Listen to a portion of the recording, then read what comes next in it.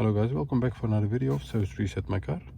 Today I'm going to show you how you can reset the oil life indicator of a Dodge Ram 2019 model. After servicing or changing the oil and the filter, you have to reset it on the dashboard so you don't have that indicator coming back. Before we start, I want to mention our YouTube channel is Service Reset My Car. Have a look at that channel for more than 350 other videos on how to reset different kind of stuff. Oil changes, the TPMS sensors, language changes. Use the comment area if you have any questions and comments, and I'll get back to you as soon as possible. Okay, let's start with this one. First of all, press the ignition on by pressing shortly the start engine button. All the light must go on.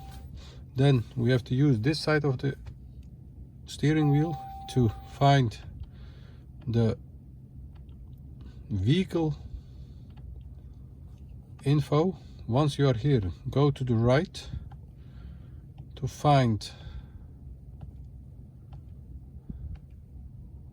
oil life, and here it says I did it before, and once you are here you have to hold the OK button to change the percentage of the oil life. So you hold it for a few seconds and you see that the percentage of the oil life will change to 100%. Once you have done that, you can shut off the ignition, press it back on, start the car, and you'll see that the indicator won't show up anymore.